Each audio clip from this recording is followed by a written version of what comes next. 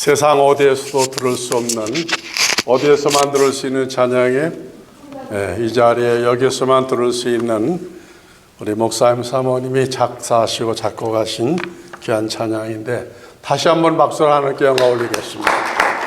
저도 아주 큰 은혜 받았습니다. 감사합니다. 우리 기도하신 장로님의 기도처럼 벌써 11월의 마지막 주일을 맞았습니다. 요즘 기온의 강화로 계절이 바뀌는 것을 몸으로 느낄 수가 있습니다. 오늘도 예배 받으시기를 기뻐하시는 하늘에 계신 하나님 우리 아버지께 마음과 정성을 모아서 신령과 진정으로 드리는 거룩한 예배를 통하여 하나님께는 영광이 되시길 원하며, 또 우리 각자에게는 하늘의 위로와 은사, 회복과 건강, 가정과 생업, 그리고 여러분의 자손과 교회 복으로 함께 하시기를 주님의 이름으로 축복합니다. 교회력으로 오늘은 예수님의 탄생과 다시 오심을 기다리는 대림절 첫 번째 주일입니다. 대림절을 다른 말로는 대강절 혹은 강림절로 부르기도 하는데, 크리스마스 4주간이 이에 해당합니다. 그래서 오늘부터 누가복음 1장과 2장의 말씀을 통하여서 이 대림절 기간 동안에 우리 위해서 하나님이신 예수님이 인간의 몸으로 세상에 오시는 내용을 집중적으로 조명하고 생각하면서 은혜 받기를 원합니다. 사복음서 중에서 예수님의 탄생 사건을 가장 구체적으로 정확하게 기록한 성경은 바로 누가복음이요, 우리가 지금 만나고 있는 이 성경의 말씀입니다. 예수님의 탄생이 우리에게 무슨 의미가 있는가, 인류에게 무슨 의미가 있는가, 예수님이 천국에서 인간 세상으로 오시지 아니하였으면은 우리는 어떤 방법이나 노력으로도 우리 스스로의 죄의 문제를 해결할 수가 없습니다. 그 말은 무슨 말인가 하니, 우리가 천국의 백성이 되어줄 수 없다고 하는 말이죠. 다시 말하면은 영생이 없다는 겁니다. 이 땅 위에 존재하는 수많은 피조물들과 다를 것이 없는 거예요. 그런데 영존하시는 예수님이 하나님의 나라 천국에서 인간 세상에 오셔서 우리의 죄를 속하여 주시기 위하여서 당신의 몸을 찢어서 온 몸에 피를 흘려주심으로 인하여서 죄를 사함받게 해주셔서 하나님의 영생하는 자녀가 되는 이 놀라운 축복을 주셨습니다. 예수님이 어떻게, 어떤 방법으로, 언제, 어디로 오셨습니까? 이번 대강절 기간에 그 문제를 저는 생각하면서 은혜 받기를 원하는 것입니다. 이를 알기 위해서 먼저 우리가 생각해야 할 것은 도대체 예수님이 누구냐? 누구시기에 그런가? 히브리서 7장 3절에 보면은 우리 위해서 하늘에 오신 예수님이 어떠한 분인가에 대해서 말씀하시는데, 어미도 없으시고 아비도 없으시고 족보도 없으시고 시작한 날도 없고 생명의 끝도 없으신 분이 누구시라고요? 예수님이십니다. 그래서 그분을 뭐라고 이러니 하나님과 방불하신 분이다. 다시 말하면 예수님이 곧 누구시라고요? 하나님이시라는 말이죠. 삼위일체를 말하지 않아요. 성부 하나님, 성자 하나님, 성령 하나님은 다 다른 분이 아니라 한 분이시다, 이렇게 말하는 것입니다. 이 말은 예수님이 곧 하나님이시 아들이라는 말씀입니다. 창조의 근본이라는 것이죠. 만물의 주인이시며 전능자라고 하는 말씀입니다. 그래서 예수님은 요한계시록 22장 13절에서 우리에게 이렇게 말씀하고 있습니다. 나는 알파와 오메가요, 시작과 무엇이라고요? 세상에 어느 누가 그런 말씀을 할 사람도 없고 한 사람도 없습니다만은 예수님은 분명하게 말씀하였습니다. 예수님은 모든 인생들의 생사학을 주장하시며 장차 온 인류를 심판하실 분인 것을 선언하신 것입니다. 그렇게 위대하시고 영존하신 전능하신 분이 왜 그 영광 가운데 계시지 아니하시고 지상까지 내려오셨는가? 그것도 본래의 모습으로 내려오실 수도 있으신데 그렇게 하지 아니하시고 연약한 사람의 몸으로 오셨을까? 그 이유가 무엇인가 하니 그렇게 하지 아니하고는 우리를 구원하실 수가 없기 때문이라고 성경은 말씀하고 있습니다. 예수님이 이 땅에 오신 것은 내가 원한 것이 아니에요. 우리가 원한 것이 아닙니다. 세상 누구도 예수님이 오실 것을 요청하지 않았어요. 아니, 요청할 수도 없죠. 우리가 하나님의 나라에 가서 하나님을 면전에 뵐 수도 없을 뿐만 아니라 그분이 계신 것도 몰랐고 우리가 아무리 요청한다고 그게 닿지도 아니합니다. 다시 말하면은 우리의 구원, 우리의 영생은 우리가 계획한 것이 아니라 누가 계획한 거예요? 야, 놀라운 일이죠. 우리는 알지도 못하고 꿈도 꾸지 못했는데 하나님께서 그 모든 계획을 다 만드시고 그 다음에 그것을 완성하셨어요. 오늘 장로님 참 기도 중에 내가 은혜 받았는데 뭐라고 기도하시죠? 만세전에 못하셨다고요? 여러분 택하신 거예요, 하나님. 만세전에 택하신 거예요. 만세전에. 우연히 예수 믿은 것 같으죠? No. 만세전에 택하여 주시 아니하시면 우리가 하나님 앞으로 나올 수가 없는 것입니다. 그 과정을 보시기 바랍니다. 오늘 본문 말씀 가운데 천사 가브리엘이 나타났습니다. 어디에 나타났죠? 나사렛 땅에 나타났습니다. 나사렛. 사람만 이름이 있는 것이 아니라 누구에도 이름이 있는 거 아니에요. 천사에게도 이름이 있습니다. 오늘 본문에 등장하는 천사 이름이 무엇이라고 성경에 기록되어 있다고요? 가브리엘. 가브리엘. 이 말은 천사는 기계적인 존재가 아니라는 거예요. 기계가 아닙니다. 그럼 무엇이냐? 천사도 인격적인 존재인 것을 말씀하고 있는 것입니다. 천국에는 가브리엘 천사만 있는 것이 아니라 다른 이름을 가진 천사들이 있습니다. 천국에 얼마나 많은 천사들이 있다고 성경은 기록하고 있습니까? 요한계시록 6장에서 사도 요한이 천사들의 숫자를 그의 눈으로 보고 그의 귀로 들었다 그랬습니다. 어디에서 들었죠? 요한계시록 5장과 6장은 예수님의 제자 가운데 가장 연소했던 요한 제자를 예수님이 천국으로 데려올라가 가지고 그 천국에 예배드리는 광경, 성전을 보여주지 않았습니까? 거기에 천천만만의 천사들이 다 몰려나오고 구원받은 성들이 다 앞에서 영광 가운데 계신 하나님의 보좌를 예배드리는 광경을 드릴 때에 그때 누군가가 이 요한 사도에게 그 비밀을 다 말씀해 줬다고 말하지 않습니까? 천천만만의 숫자가 얼마인지 모르겠습니다만은 제가 한번 그 숫자를 적어봤다 그랬죠. 천에다가 동그라미 셋, 또 셋, 네 개를 붙인 숫자가 천천만만이에요. 나는 그 숫자를 읽다가 깜짝 놀라버려요.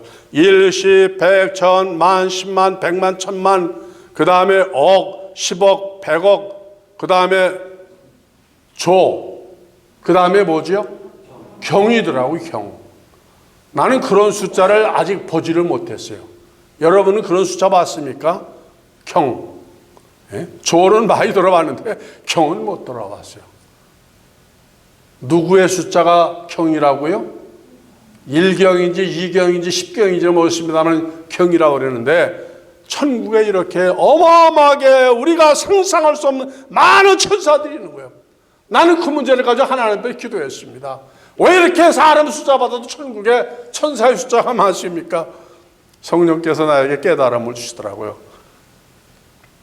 천사들 숫자가 많은 것은 천국에 가서 천사가 없으면은 우리가 가는 길을 알겠어요? 내일 일을 알겠어요? 사람은 몰라도 천사는 하나님의 일을 다 아는데 천사가 여러분들을 수종들기 위해서 그래서 사람의 숫자보다도 천사 숫자가 많은 거예요. 여러분들은 천국에 가면 뭐라고 그랬어요? 왕이라 그랬습니다. 왕. 백성에서 누구의 숫자가 많아요? 왕의 숫자가 많아요? 백성들의 숫자가 많아요? 그런 거예요. 그 많은 천사들이 바로 영들을 돕기 위해서 많은 숫자가 있는 것을 말씀하여 주는 것입니다. 오늘 그 많은 천사 중에서 본문에 등장하는 천사 가브리엘은 천사 중에서도 아주 직급이 가장 높은 그런 천사에 따랐습니다. 어떤 천사냐면은 하나님을 가장 가까이서 보필하는, 일반 천사는 감히 접근할 수 없는, 아마 청와대로 말하면 비서실장 정도 되어지겠죠. 그래서 하나님의 그 메시지를 즉시 받아가지고 전달하는 그 같은 사명을 가진 사람이 무슨 천사예요? 이 가브리엘 천사인 것입니다. 성경은 가브리엘은 좋은 소식만을 전하는 천사로 기록하고 있습니다. 여러분, 천사가 존재한다는 것은 무엇을 의미하는 겁니까? 여러분들이 장차 가실 천국이요, 이게 꿈의 나라가 아니라는 거예요. 상상의 나라가 아니라는 겁니다. 무슨 나라요? 실존의 나라요, 실제적인 나라라는 거예요. 천국은 실제로 있다는 나라인 것입니다.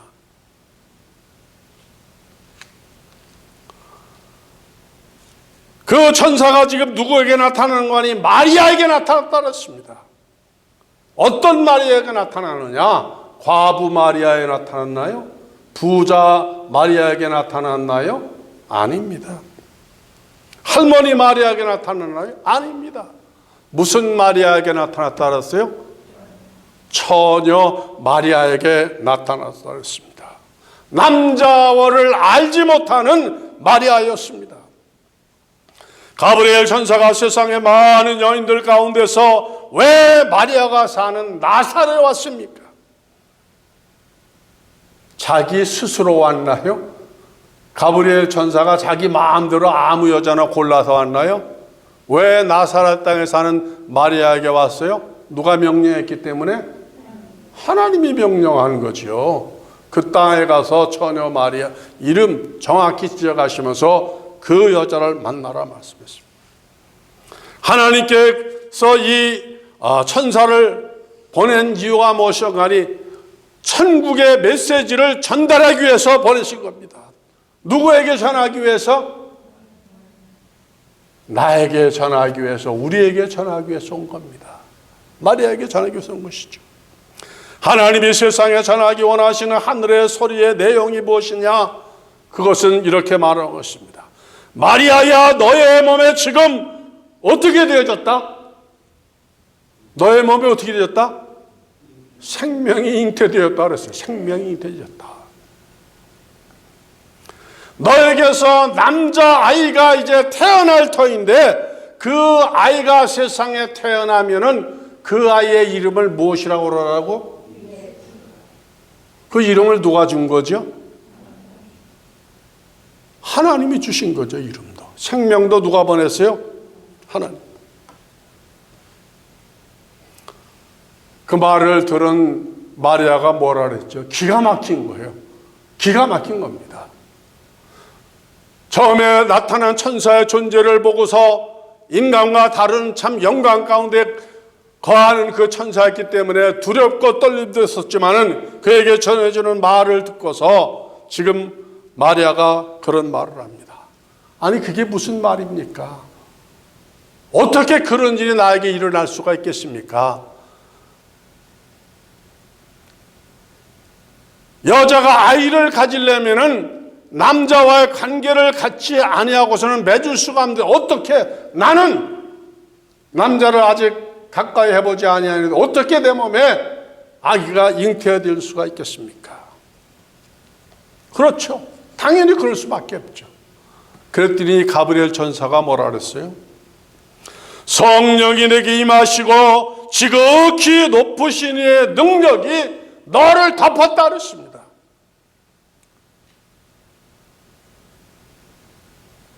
이러므로 나실 바 거룩한 자는 하나님의 아들이라 일컬으리라. 천사가 인간의 말로 마리아에게 무슨 말을 했습니까? 내 몸에 여자아이가 태어난다 그랬어요? 남자아이가. 말씀대로 되지 않았습니까? 그 아이는 세상에 태어난 사람들처럼 아버지를 통하여 잉태하지 아니하고 누구를 통하여 잉태되어졌다고요? 성령으로. 지극히 높으신 이라 그랬습니다. 성령으로 잉태되셨다. 태어나면 이름을 무엇이라고 지으라고요? 예수라고요. 왜 예수라고 하시느냐? 예수라는 이름의 뜻이 있지 않습니까? 마태복음 1장 21절에 아들을 낳으리니 이름을 예수라 하라. 그 예수란 이름의 뜻이 무엇인가 하니 그는 태어날 예수님이 자기 백성을 저의 죄에서, 사람들이 가지고 있는 모든 죄에서 못하기 위해서, 구원하시기 위해서 예수라는 이름을 주셨다 말씀하였습니다. 그러니까 우리가 지금 예수 부르는, 믿는, 그 기도할 때 부르짖는 예수라는 이름이 이렇게 존귀하고 위대한 이름이 아닐 수가 없는 겁니다. 그런 말을 누가 전해줬다고요? 천사가. 어떤 천사가? 가브리엘 천사라고 말씀하였습니다. 우리를 구원하신 그 예수님이 누구의 몸을 빌어서 오신다고요? 마리아의 몸. 어떤 마리아? 동정녀 마리아의 몸으로. 마리아의 몸을 잉태하신 분이 누구라고 말씀하세요? 지극히 높으신 분. 그 말을 누가 한 말이라고요? 사람의 말이 아닙니다.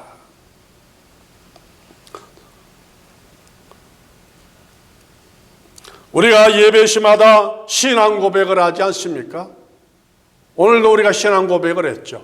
사도들의 신앙, 사도들이 믿었던 그 신앙 고백을 그대로 우리가 지금 했는데 어떻게 고백했습니까? 전능하사 천지를 만드신 하나님 아버지를 누가 믿는다 그랬어요? 내가 믿는 거죠. 내가 믿는. 사도들이 믿었던 것처럼 내가 믿습니다.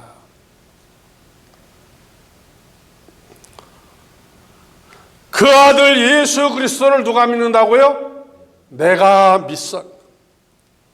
이는 성령으로 잉태하사 동정녀 마리아에게 나셨다고 여러분 오늘 고백했어요? 안 했어요?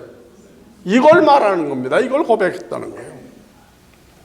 성경은 주 예수를 믿어라 그리하면 너와 네 집이 구원을 얻으리라고 말씀하여 주는데 여기에서 우리가 믿고 내가 구원을 받을 주 예수 그리스도는 어떤 분을 말하는 것이냐? 바로 동정녀 마리아의 몸에서 성령으로 잉태되신 그 예수를 믿는 것을 말하는 것입니다. 지금도요, 많은 사람들이 교회 다니면서 혹은 신학을 공부하면서도 동정녀 탄생을 부정하는 사람들이 있습니다. 설교자들 가운데도 가끔 있어요. 어떻게 그런 일이 있을 수가 있느냐는 거예요. 어떻게 남자와 갖가지 아이인데 처녀가 잉태할 수 있느냐는 거예요. 그거 맞는 말이죠. 맞는 말이에요. 그런데 마리아의 몸에 온 그 예수님은 어떻게 오셨다고 여기에 그랬어요? 성령으로 오셨다. 지극히 높으신 이가 덮으셔서 오셨다 말씀하십니다. 그래서 우리가 어떤 예수를 믿어야 되지는 거예요? 성령으로 잉태되신 마리아의 몸에 오신 예수 그리스도를 믿어야 구원을 받는 것이지 다른 예수를 믿었다가는 안 되는 겁니다. 믿음도 진짜 믿음이 있고 가짜 믿음이 있는 거예요. 가짜 믿음. 동정녀 탄생을 믿지 못하는 모든 믿음은 다 시궁창에 빠져버릴 믿음이에요. 그 믿음 가지고는 절대로 하나님의 나라에 갈 수가 없습니다.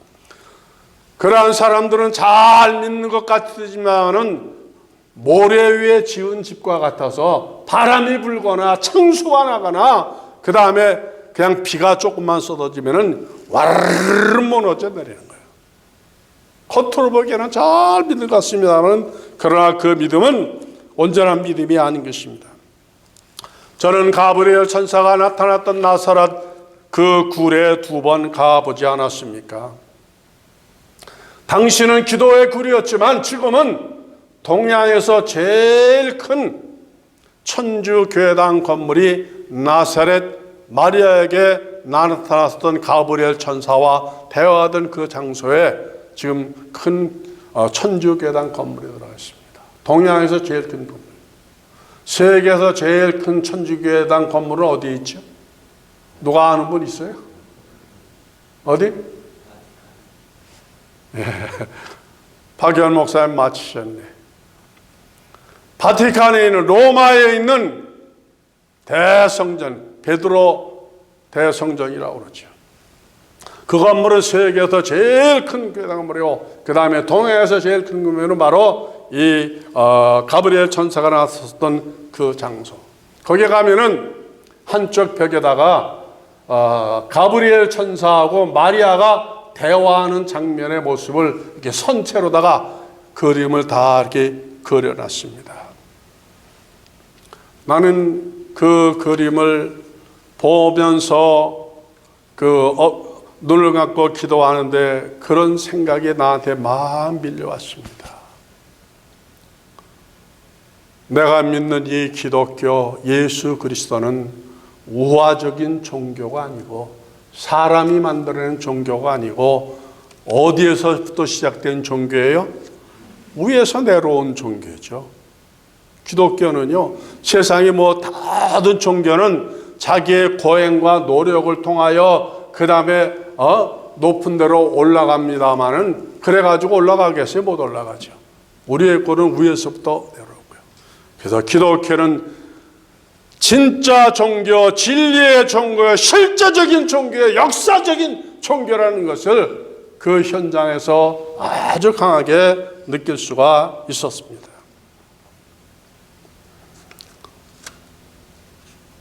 예수님이 나를 죄와 사망에서 구원하시기 위해서 하늘나라에서 오신 것이 믿어지더라고요. 주님의 모든 말씀이 믿어지는 거예요. 나 그래서 신구약 성경을 100% 믿는 사람입니다. 예수님의 동정녀 탄생이 믿어지니까 부수적으로 따라오는 게 천국과 지옥이 믿어지더라고요. 지금도 어떤 분들이 그래요. 목사님, 천국이 정말 있을까요? 이런 바보 멍뚱 같은 소리를 하는 거예요.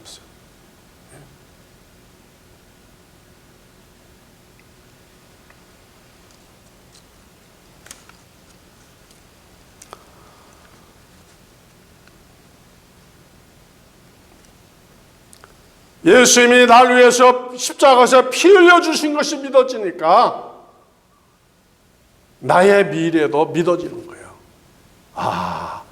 정한 때가 되어지면은 언젠가는 나도 이제 주님의 부르심을 받아 갈 때가 있겠구나. 그때를 사모하게 되어지고 기대하게 되어지고 그러하게 되어지는 겁니다. 어떤 분들은 죽음이 무섭다고 그러는데 no. 기다려줘요.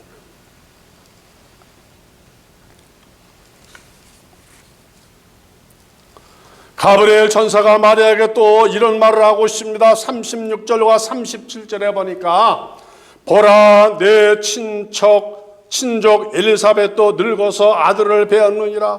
본래 수태하지 못한다더니가 이미 6달이 되었나니 대저 하나님의 모든 말씀은 능치 못하심이 없느니라. 누가 또 아이를 잉태하였다고요? 엘리사벳. 엘리사벳은 어떤 여인이냐 하면요, 평생 동안 아이를 낳지 못한 여인이에요. 여자에게 큰 슬픔이 있다면은 결혼한 여인에게 자녀가 낳지 못하면은 그게 그렇게 큰 아픔이라고 말하지 않습니까? 그 아픔을 누가 가졌냐면은 이 엘리사벳이 가진 거예요. 평생 동안 얼마나 참 큰 아픔을 가졌겠습니까? 여러분들은 그런 아픔 당해보지 않은 것 얼마나 감사한 일이겠어요. 그래서 이제는 포기한 상태죠. 나이가 많이 들어서 더 이상 이제 아이를 낳을 수 없는 그런 상황이었었는데 몇 개월 전에 잉태가 되었다고요? 예수님이 마리아에 돌아가기 6개월 전에 이미 벌써 잉태되었다 그랬어요. 그러니까 이 마리아가 정신이 번쩍 나가지고 천사하고 헤어진 다음에 그 사실을 확인하러 달려간 거예요. 누구의 집으로? 엘리사벳 집으로 달려간 거예요. 엘리사벳이 누구였냐면은 그 해에 예수님이 잉태하던 그 해에 대제사장이었습니다. 이스라엘은 제사장들이 많죠. 그런데 그 대제사장이라는 말은 해마다 수많은 제사장 가운데 제비를 뽑아가지고 거기 당첨되진 사람이 그 해 1년 동안 대제사장의 직무를 감당하는 거예요. 그래서 이스라엘은 대제사장들이 많은데 1년만 그 직을 감당하지만은, 그러나 또 이미 지났던 사람들이 많이 있으면은 그 사람들도 그냥 명칭은 뭐라고 불러주는 거 아니? 대제사장이라고 불러줘요. 그게 마리아가 궁금하지 않아요? 옛날, 지금은 우리가 뭐 핸드폰도 있고 그냥 얼마든지 알아볼 수 있는 게 있는데, 이게 상간벽제 뭐 이게 전화기도 없죠. 그러니까 달려간 거예요. 엘리사벳 집에 들어가자마자 묻지도 않았는데 엘리사벳이 먼저 지금 반응을 보였습니다.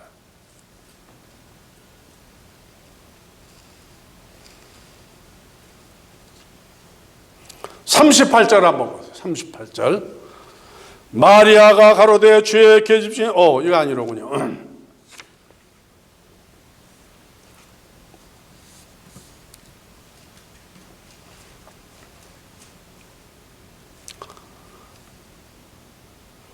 이 엘리사벳이 먼저 성령의 감동함을 받아가지고 마리아를 축복하지 않습니까? 그래서 말하기를 내 안에 있는 이 아기가 마리아를 보면서 그 몸에 잉태된 사실을 느끼면서 너무 기뻐하며 뛰었다고 말하지 않습니까? 1장 전체 내용에 보면 그렇게 쭉 나와 있습니다. 예수님의 이름만 하나님이 주신 것이 아니라 이 엘리사벳이 낳은 남자아이의 이름을 뭐라 그랬죠? 요한이라 그랬습니다. 그 이름도 누가 줬어요? 천사가 그렇게 하라고 명령하지 않았습니까? 그런데 엘리사벳에게 나와서 말하였던 그 천사는 이름이 없는 것을 보니까 가브리엘 천사는 아니고 다른 천사가 나타나서 그렇게 말씀하고 간 것입니다. 그래서 그 모든 일을 다 확인하고 나서 38절에 마리아가 이제 고백하는 말씀인데, 마리아가 가로되 주의 계집 종이오니 말씀대로 내게 이루어지이다. 여러분, 이게 보통 말이 아닙니다. 하나님의 계획에 나를 통하여 당신 그 천사가 말한 대로 되어진 것을 그대로 내가 이루어지기를 원한다고 하는 그 고백은요, 단순한 고백이 아니라 이거 죽음을 각오하는 고백이에요. 지금도요, 이스라엘 사람들은, 유대인들은 그 처녀가 아기 낳는 것을 집안에 아주 그냥 치욕적인 사건으로 여깁니다. 그래서 예루살렘에는 특별 선교 그 단체가 있는데, 그 티네이저들이 임신하면은 그를 해외로 빼돌리는, 미국으로 빼돌리는 그 선교단체가 있어요. 왜냐하면은 티네이저가 임신하게 되지면은 집안들이 모여서 은밀하게 그냥 죽여버리는 거예요. 없애버리는 거예요. 가문의 수치니까. 지금 마리아는 요셉하고 무슨 관계에 있었다고 했죠? 청혼한 관계. 여러분 생각해 보세요. 여러분의 청혼한 며느리 될 사람이라든지 그런 여인이 결혼식도 아직 안 했는데 배가 불러온다라면은 그거 받아들이겠어요? 나 아들한테 물어보겠지. 네 거냐 아니냐? 아들이 뭐라 그래요? 아니라고 그러면 어떻게 해요? 파원시키는 거지. 사회에서 매장이 되어지는 겁니다. 그럴 각오를 다 하면서 마리아가 것을 수정한 거예요. 마리아는 알았습니다. 자기 몸에 변화가 일어나는 것이 누구로 말미암은 것? 그래서 다른 사람은 자기를 통해 나타난 예수 그리스도가 누구지를 다 몰랐었을 때 마리아는 성장하는 과정을 위해서 다 알았기 때문에 최초의 기적을 베푼 장소가 요한복음 2장에 나타나는데 혼인잔치집, 마리아의 친척집의 그 혼인집에서 아주 많은 사람들이 모여서 성대한 자리. 이스라엘은 결혼하면 일주일 동안 잔치를 하게 되어지는데 잔치의 메인 음식이 뭐냐면 포도주거든요. 거기 물이 이렇게 흔하지 않은 나라니까. 잔치에서 포도주가 떨어지면은 그건 아주 정말로 부끄럽고 수치스러운 거예요. 어디 가서 급히 사올 데도 없어요. 그때 마리아가 하인들을 불러가지고 뭐라 그랬죠? 무조건 예수님이 시키는 대로만 하라. 시키는 대로 하라. 다른 사람은 다 몰랐지만 누구는 알았어요? 마리아는 알았거든요. 그 예수님 옆에 있다가 하인들에게 뭐라 했어요? 저 돌 항아리 6에다가 포도주를 막혀서 가서 얼른 사다가 부으라 그랬나요? 물을 갖다 부어라 그랬습니다. 그러니까 하인들이 그 마리아가 한 대로 무슨 말씀을 하시든지 하라고 그러니까 그냥 가가지고 돌 항아리에다 가득 채웠어요. 그랬더니 예수님이 또 뭐라 했죠? 그것을 떠다가 누구에게 갖다 주라고? 연회장, 그 잔치를 총 감독하는 그 감독에게 갖다 주라 그랬어요. 아, 이 사람이 포도주가 다 떨어져서 지금 난리가 나는데 금방 들고 왔네. 아, 보니까 색깔도 다르고 향도 다르고, 아, 입을 딱 먹어봤더니 자기가 태어나서 지금까지 이런 포도주를 먹어봤어요? 못 먹어봤어요? 아, 너무 놀란 거예요. 그거를 손님들에게 딱 돌렸더니 손들이 난리가 난 거예요. 아니, 잔치하는 집마다 처음에는 좋은 거를 내놓다가 나중에는 그냥 찌꺼기 이런 거를 놔주는데 이 집은 어떻게 시간이 갈수록 더 좋은 게 나오느냐고. 그렇게 맛보지 못했거든요. 여러분, 이 물이 변해서 포도주가 되어진 거는요, 이거는 보통 사건이에요. 예수님이 첫 번째 보여준 이적인데 이건 물리적인 변화가 아니에요. 나무를 잘라서 여기 갖다 놓으면 이렇게 강대상이 된 것은 물리적인 변화지만은 물이 변해서 포도주가 되면 질적인 변화고 갑자의 변화고 그 다음에 내용물 전체가 다 변한 거예요. 그런 예수님이니까 죽은 우리의 썩어진 육체를 다시 그냥 순식간에 부활시킬 수 있는 거죠. 그 능력을 보여주신 겁니다. 우리를 죄와 사망에서 구원하시는 것을 보여주신 거예요. 누가 그걸 알았다고요? 아무도 몰랐을 때 마리아는 알았던 겁니다.